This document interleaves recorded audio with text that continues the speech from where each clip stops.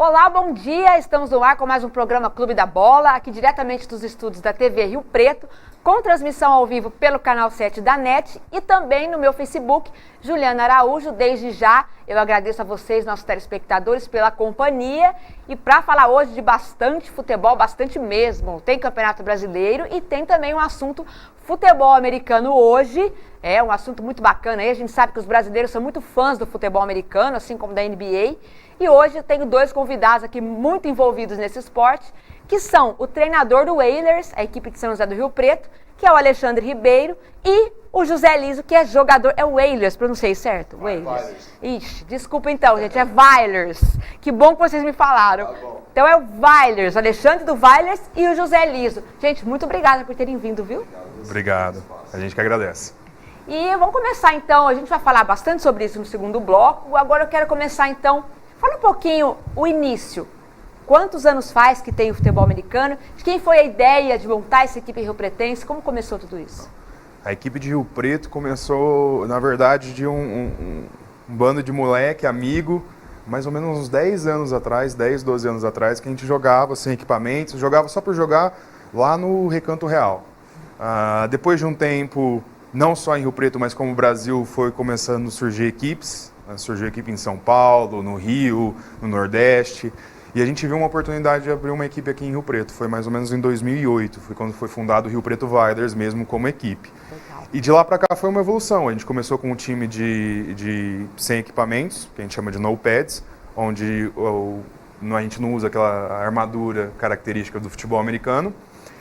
Depois de um tempo a gente já começou a entrar com equipamentos, a gente comprou, a prefeitura na época ajudou bastante a gente, tanto com o jogo de camisa quanto equipamentos. Legal. E aí, como todo o esporte no Brasil inteiro, a gente foi se profissionalizando. Ainda é um esporte amador, mas a gente já tem um intuito de transformar ele em um esporte profissional. Foi começando a surgir as federações a nível estadual, tanto a nível nacional, né? Começou a surgir a oportunidade de patrocínio, tanto para o time quanto para as competições. Essa questão está bem bacana? Surgiu bastante patrocínio, bastante ajuda? Surgiu. Graças a Deus, assim, a gente já tem patrocínios longos, tem bastante gente que ajuda a gente já faz mais de anos. A divulgação nossa, principalmente pelas mídias sociais, o nosso alcance é muito grande. E a gente é um dos poucos times do Brasil onde a gente não taxa o atleta para jogar. A gente tem uma mensalidade, infelizmente, mas a nossa mensalidade é baixa comparada às outras equipes, né? A gente tenta, ao máximo, buscar patrocínios para custear o nosso dia a dia do que a gente cobrar em cima do atleta, né? Legal. A gente vê em outras equipes do Brasil, onde eles não têm patrocínio e aí o atleta acaba pagando até R$100 por mês para conseguir jogar. Legal. E Alexandre, tem quantos atletas hoje, mais ou menos, no Vailers? Olha, atletas ativos a gente tem... disputando o torneio agora 28, um número de 28. É um número baixo ainda, o ideal é 53, né? É um número trabalhável, mas a gente tem conseguido fazer uma boa campanha, embora a gente tenha poucos atletas. Muito bom. A gente vai falar bastante sobre isso ainda. Agora eu quero saber, vocês gostam do futebol brasileiro? Acompanham? Eu acompanho a seleção brasileira. Só? Então só de 4 em 4 anos. Só de 4 em 4 anos. O José é corintiano, né? Graças Falando a Deus. aqui. Graças a Deus, então ele tá feliz. Então, em homenagem ao Liso, então, vou começar falando do Corinthians, que retornou aí para esse campeonato brasileiro dentro de casa. Tinha até poucos torcedores, né? Não sei. Antes daquela parte ali. Torcida, a gente sabe que hoje em dia, principalmente clássicos, é torcida única. Né? E esse jogo aí, Corinthians e Botafogo, logo no início do jogo, aos 3 minutos, se não me engano, o Rodriguinho, um dos melhores jogadores desse time do Corinthians, fez um golaço, já a gente vai ver aí. E o Botafogo pressionou bastante, e o herói desse jogo foi o goleiro Cássio, que fez defesas maravilhosas, que a gente também vai... Olha, essa foi uma delas, que defesaça do Cássio. José, você é corintiano, mas é daqueles fanáticos mesmo ou gosta, mas... Já fui mais. Hoje, até pelo futebol americano, eu deixei a paixão um pouco de lado, até porque a gente ganhou do Corinthians sem ser o domingo anterior, no dia 8, a gente ganhou do Corinthians, então não dá para ser mais tão fanático assim. Mas eu acompanho, torço, vejo os jogos, mas não dá para ser fanático do jeito que eu era, que nem mais até novo. Bom, né? Até bom eu torcer com mais tranquilidade, gostar, mas de ver tanta briga, né? Tanta Infelizmente. confusão. Olha essa defesa também. O Cássio realmente voltou, não foi para a Copa do Mundo, não chegou a jogar reserva, mas pelo jeito voltou com sangue quente ali para fazer as defesas. Foi muito bem realmente o Cássio, uma partidaça dele. É um bom goleiro, né? Você gosta dele, José? Eu gosto. Eu acho que ele tem algumas falhas, mas assim, momentos decisivos ele sempre cresceu. A gente vê goleiros que é bom, mas chega na reta final, não consegue. Pois é, realmente. E ele, principalmente naquela temporada de 2012 da Libertadores, ele foi instrumental. Aquela final contra o Chelsea também, assim, jogou a vida dele. Que título mundial na época com o Tite, né? Que hoje, exatamente nessa época com o Tite, é que o Cássio ganhou a confiança, né? De poder fazer parte dessa equipe. Mesmo na Copa do Mundo, a gente viu grandes goleiros falharem, né? Então, o goleiro, por melhor que ele seja, a responsabilidade em cima dele é grande, né? Goleiro é uma profissão ingrata, né? Quando você falha, todo mundo lembra. Você faz uma defesa, todo mundo esquece. Exatamente. Já no próximo lance. Porque se o jogador furar um chute, depois já esquecem. Agora, o goleiro, se falhar, aí a coisa complica. Não, mas o Cássio foi bem demais. No puro reflexo ali, foi complicado. E o Botafogo, que tinha como técnico o Valentim, que acabou indo para o exterior, né? Treinar outra equipe, nas Arábias. E aí agora o Osmar Loss, que é o treinador do Corinthians, que também substitui o Carille, né? Que teve uma trajetória vitoriosa no Corinthians. E esse é o Corinthians que voltou com tudo nesse retorno da Copa do Mundo, vencendo o Botafogo em casa. E é isso aí. Tem uma briga que está acirradíssima lá no topo da tabela, que é o Flamengo com São Paulo. O Flamengo começou a rodada na liderança, disparado, com 27 pontos. E o Flamengo entrou com 23 pontos na terceira colocação. Com a derrota do Atlético Mineiro e a vitória do São Paulo, o São Paulo agora é vice-colocado, isolado. E agora está assim, 27 pontos para o Flamengo, 26 para o São Paulo.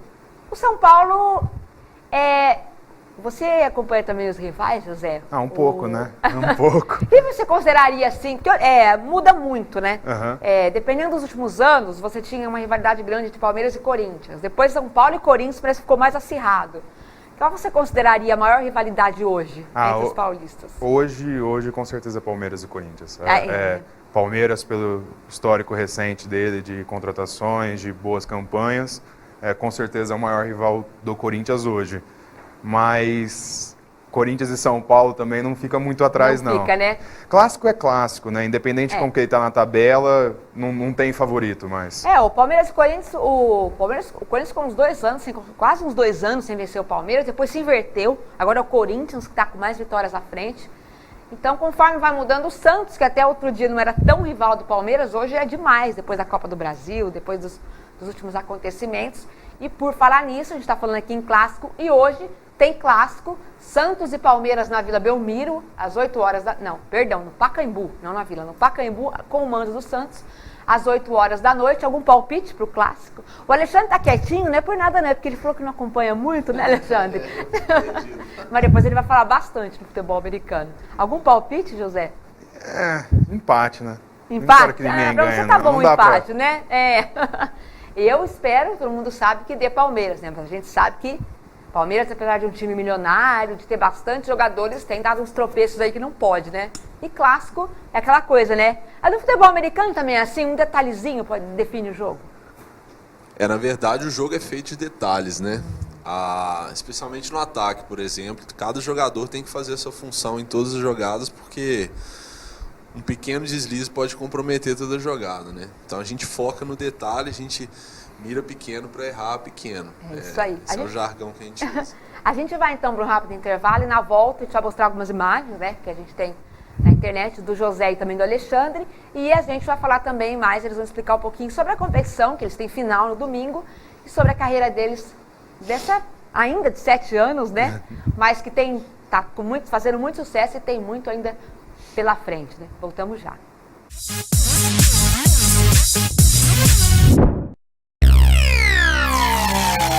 A AmplitudeNet é uma empresa dinâmica e arrojada capaz de oferecer soluções completas e inovadoras nos segmentos de informática, telecomunicações, segurança e tecnologia da informação. AmplitudeNet, o melhor da tecnologia em um só lugar.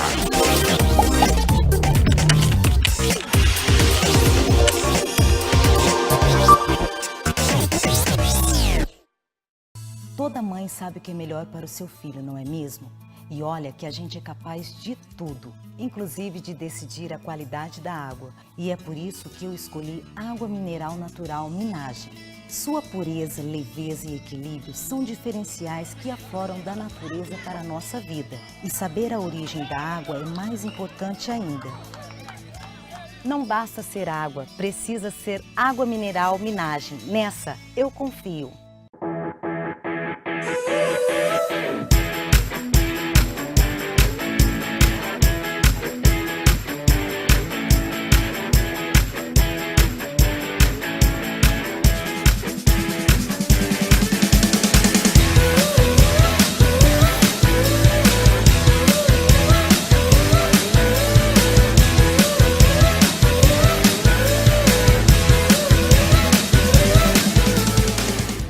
Violência contra a mulher. Se você é vítima ou sabe de algum caso de violência contra a mulher, denuncie. Sua identidade será mantida em sigilo. A Lei Maria da Penha é rigorosa e pune a violência física, moral, psicológica, patrimonial ou sexual. Não se cale diante da covardia. Ligue 180, o telefone da esperança para a mulher vítima de violência.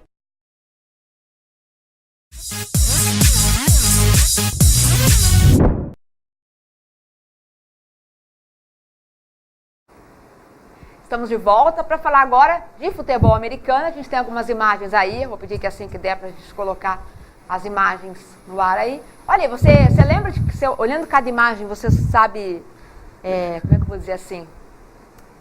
Dizer onde foi, como foi o campeonato, essa imagem aí. Essa aí foi no jogo contra o Moca, lá no estádio da Lusa, né? Como é que chama lá? Esqueci o nome. Mas é o estádio da Canindé. Canindé. Isso, no Canindé. Após o jogo do Moca, foi uma vitória de 36-0 em cima deles. Olha, 36-0. Esse aí foi contra o Santos em casa, foi aqui em Rio Preto, ali Teixeirão, no Teixeirão. né? Isso, Teixeirão. Foi no aniversário da cidade. A gente, pelo segundo ano a gente faz que a gente chama Taça Rio Preto, em homenagem ao aniversário da cidade. O jogo daquele final de semana a gente considera um campeonato à parte, em homenagem à cidade. Mas é mais amistoso ou não? É competição, nível de competição mesmo? Esse foi. Amistoso. Esse foi valendo pela primeira fase da SPFL, né? E essa taça aí, Alexandre? Taça bonita, hein? Essa é bonita. Esse é um dia histórico na minha vida. Foi a conquista do tricampeonato mineiro, foi disputado no Mineirão. Então você é de Minas, né? Sou de Minas, isso aí foi dentro do Mineirão. A gente foi campeão. Nos 30 segundos finais, a gente conseguiu colocar um público com a equipe antiga de 9.600 pessoas no Mineirão. Então foi isso depois de ter jogado a estreia no Independência. Então assim, foi um ano bem marcante para mim. Gente, adorei esse troféu. Bonito, né? E essa aí, ó, todo mundo reunido, todo mundo feliz. Essa é mais antiga, do ano passado. Esse ano não, né? O Alexandre não estava. Isso foi quando a gente foi campeão da FEFASP. Foi o campeonato estadual do ano passado, que não tem nada a ver com Você entrou esse quando no Vailers, Alexandre? Eu cheguei no Vailers em fevereiro agora. Fevereiro. Isso, a gente teve um mês para começar aí o torneio. Então foi um mês de preparação intensa. Olha, muito legal. Eu confesso que eu gosto de futebol americano, mas eu fico meio perdida, não entendo muito bem as regras. Para mim parece ser uma coisa complicada, mas não sei se é. Vocês poderiam explicar assim para pessoas como eu e quem está assistindo que não conhece muito bem as regras, como funciona o futebol americano? Claro. Bom, o futebol americano é um esporte de ganho de território, né? Então são 11 jogadores de cada lado, um time de ataque tem a posse de bola e existe o time de defesa. Quando se inverte a posse de bola, sai o time de ataque e entra o time de defesa. Então são dois times que a gente tem dentro de campo revezando. Como eu disse, é um jogo de ganho de território, então a gente tem tentativas para alcançar marcos no campo. Então, exemplo, a gente tem 4 tentativas para conquistar 10 jardas. Se a gente consegue conquistar as 10, a gente tem mais 4 para conquistar mais 10. Obviamente que se a gente consegue conquistar mais de 10 jardas, vale o máximo ponto do avanço da bola. Até o touchdown são quantas jardas? Até o touchdown. São 100 jardas o campo. 100 jardas dá aproximadamente 94 metros. Complicado, né? Um atleta conseguir correr sem ser pego, né? Porque eu estava falando para eles que todo mundo, a gente assiste, que o jogador acaba de pegar a bola, já vem vários em cima. É bastante truculento o esporte mesmo? Ou ele só parece ser mais intenso, mas na hora do jogo é mais de boa. Não, é um esporte de contato, assim, é um esporte muito físico, mas não é um esporte violento. Não é um esporte onde que a gente incentiva a violência. Não, pelo contrário, é respeitoso, né? Sim. Existem as regras, por mais que pareça que você está batendo no adversário, o taclear, que é derrubar o adversário, tem maneiras que você não pode fazer isso, é penalizado. Você não pode, por exemplo, o face mask, que é a parte... Essa é a minha dúvida. O que é que seria uma falta no futebol americano? Por exemplo, quando você vai taclear o jogador, existem duas coisas que você não pode relar. Uma que chama horse collar, que é pegar pela armadura na parte de trás e fazer alavanca. É considerado golpe baixo. Isso, é falta. Isso aí dá um problema, pode machucar principalmente o joelho e coluna. E a área da face mask, que é no capacete, aquela área que tem a grade de proteção, você não pode relar naquela área para derrubar o jogador, nem puxá-la. Isso é uma falta gravíssima também. E a questão da pontuação, Alexandre? Quanto vale o touchdown? Quanto vale cada jarda conquistada? Então, existem 3 formas de se pontuar no futebol americano. A primeira é o touchdown, né, que é cruzar a linha de gol com a posse da bola, que vale 6 pontos.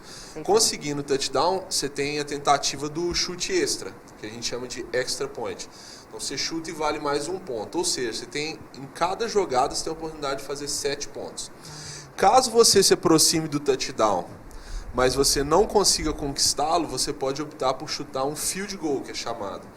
Aí ele vale apenas 3 pontos. Entendi. O field goal é quando você está quase para conseguir o touchdown e alguém te contém Lembra das o jogador. 4 tentativas? Sim. Vamos supor que na 4ª tentativa, ao invés de você querer tentar pontuar o touchdown, você queira apenas chutar, né? É um chute de segurança, aí você garante 3 pontos, né? Ao invés dos 6 do touchdown. E o José é ofensivo, né? Jogador ofensivo. Ele me fala uma coisa, José. Qual o segredo para conseguir correr tanto, se desvencilhar de tantos rivais e chegar ao touchdown? Eu não me imagino, eu acho que para mim isso seria impossível. Qual o segredo para conseguir isso? É agilidade? É concentração? Não, antes de mais nada, a primeira coisa é estratégia. Cada jogada, o futebol americano é um jogo pausado, que a gente chama de os downs. Você tenta avançar, é derrubado ou sair para fora do campo, a jogada para, o juiz traz a bola de volta ao centro e de lá se reinicia a partida. E entre cada down, o Alexandre chama a jogada, no caso ofensivo, o Alexandre chama a jogada pra gente. E inúmeras coisas que a gente pode fazer, correr pelo meio, correr pelo lateral, passe curto, passe longo. Então é um jogo de xadrez, porque ao mesmo tempo que a gente tenta fazer uma coisa e a defesa não sabe, a defesa vai ter o plano dela que a gente não sabe. Então, olhando as pessoas no campo, a gente tenta imaginar o que a defesa pode fazer. E você tem que entender o posicionamento ali, né, para ter uma ideia. A gente tem hoje, pelo menos uma vez por semana, a gente está tendo uma aula de vídeo, pelo menos a gente fica 2, 3 horas de vídeo, assistindo às nossas jogadas, para saber o que a gente fez certo e o que a gente fez errado, e assistindo aos adversários, para tentar conseguir identificar onde está, que eles mostram o que eles vão fazer. O Alexandre... Ele faz, quando a gente chega lá, os jogadores, o Alexandre já chega com a gente para isso praticamente mastigado. Então é um jogo muito de xadrez. Então, antes de mais nada, a gente tem que fazer a jogada certa no momento certo. Quer dizer, envolve inteligência também, né? Muita inteligência. Muito planejamento, né? E claro, a parte física não pode deixar a desejar, então a gente faz um treinamento de performance em equipe. A equipe tem patrocínio de levantamento de peso e treinamento esportivo para que a gente esteja nas melhores condições físicas possíveis. E como é a preparação? Treinamento, alimentação? Tem algum tipo específico de treinamento diferente dos outros esportes? Como que é? Tem sim, a gente tem muito levantamento de peso olímpico, né, que é um treino de potência, força. A alimentação tem que ser balanceada, a gente tenta evitar ao máximo consumo excessivo de sódio, açúcar, assim como todo atleta. Como em tudo, né? Como em todo atleta, especialmente semana de jogo. Então a gente, além de diminuir a carga de treinamento, a gente tenta conscientizar os atletas a se alimentarem direito, para evitar cãibra, desgaste físico. Muito legal. Futebol americano, a gente tem grandes jogadores, né? A gente tem um dos mais famosos, é o Tom Brady, né? Marido da brasileira Gisele Bündchen. Também o Tom Brady é um ídolo, por muitos aqui no Brasil o consideram um ídolo. Vocês têm algum ídolo, alguma inspiração no futebol americano lá dos Estados Unidos? Eu tenho Eu gosto muito do Peyton Manning, já aposentado, que era o rival do Tom Brady, né? Que é um, então você um só tinha contra o quarterback. Tom. Não, eu gosto muito dele. Mas eu não tenho um time preferido. Eu gosto de ver bons jogos. Eu assisto muito universitário.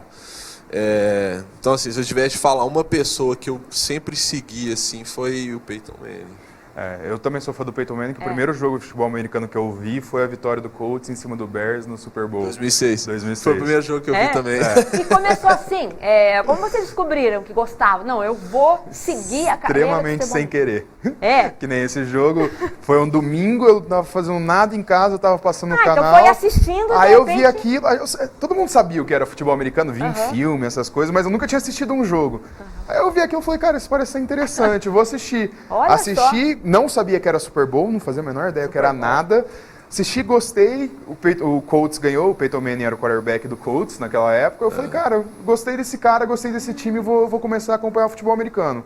E eu tive sempre uma estatura um pouco grande. Então achar um a estrutura, né, do jogador. Achar um esporte onde que eu conseguia me encaixar foi muito complicado. E o futebol americano, ele é muito, assim, diplomático. Diplomático não, mas não existe um biotipo certo. Você pode ser alto, você pode ser baixo, você pode ser grande, você pode ser pequeno. Sempre tem uma posição para você no futebol americano. Então, assim, isso me chamou muita atenção, que era um esporte que eu poderia praticar. Olha, então começou assim mesmo, surgiu o interesse assistindo os jogos e aí falou, não, vou encarar essa. E não se arrependeu, né? Não. Eu morei fora do Brasil por causa do futebol americano, né? Eu fiz um ano de faculdade no Canadá ganhando bolsa. Então, assim... Nos Estados Unidos eu gosto, essa região, eu gosto muito disso que eles fazem. Eles, tipo, exigem a união do esporte com a educação, né? Você tem direito a participar do esporte, mas tem que ter o seu lugar, né? A sua bolsa na universidade. Isso é muito bacana, incentiva demais, né? Você também começou de repente assim? Eu comecei, na verdade, jogando antes de assistir uma partida sequer. Olha, eu fui convidado... você já tinha, então, alguma experiência nisso? Não, eu fui convidado...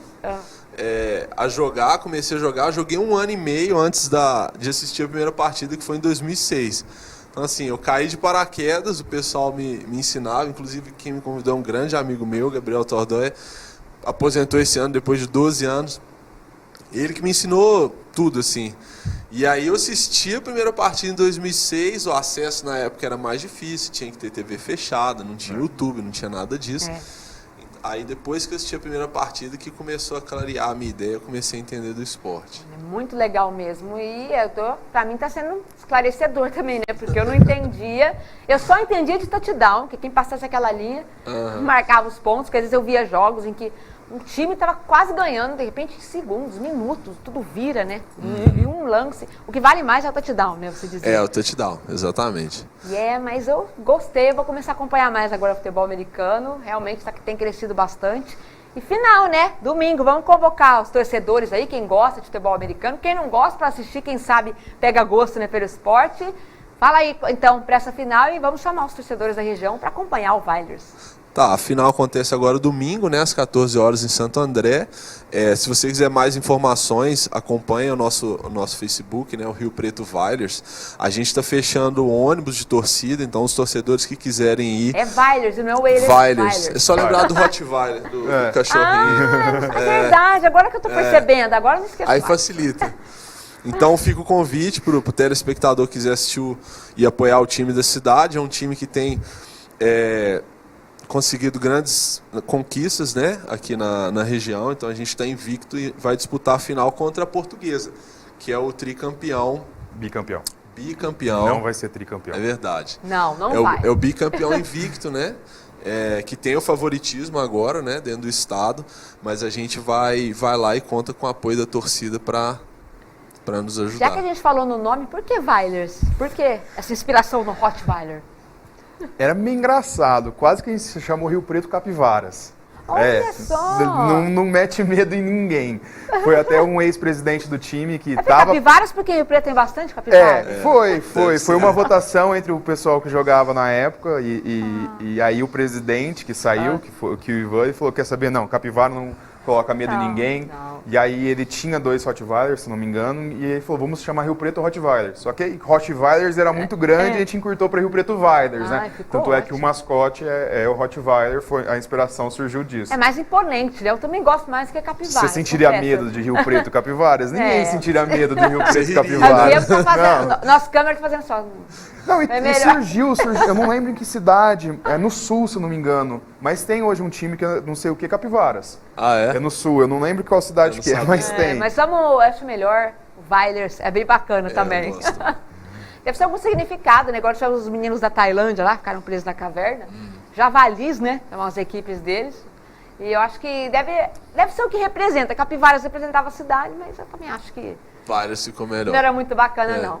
Gente, o programa tá acabando. Eu quero agradecer demais vocês, viu? Obrigado. Muito obrigada. Agradecer também principalmente ao Henrique Fernandes, que é quem sempre faz aqui. Bom, futebol é meio de campo e não é futebol americano. Como é que a gente chama aquela área ali? Do meio do É, campo? o meio do campo. É meio do campo. É do mesmo jeito. É linha de 50, isso. Então é isso aí. Obrigada, Henrique, que fez o meio de campo aqui para eles participarem do nosso programa. Muito obrigada de verdade, ao José, ao Alexandre. E sucesso aí, que vocês consigam trazer essa conquista para Rio Preto. Obrigado pelo espaço mais uma vez, foi um prazer. Obrigada, Agradeço, gente. muito obrigado. Então é isso aí, você de Rio Preto, não esqueça agora, não esqueça esse nome, Rottweilers, Rio Preto Weilers agora representando a cidade nesse esporte muito bacana que é o futebol americano e que tem tudo para sim fazer sucesso. Então, estamos indo embora agora e amanhã a gente volta com mais um programa Clube da Bola, ao vivo pelo Face e no canal 7 da NET a partir das 11 horas da manhã. Até lá!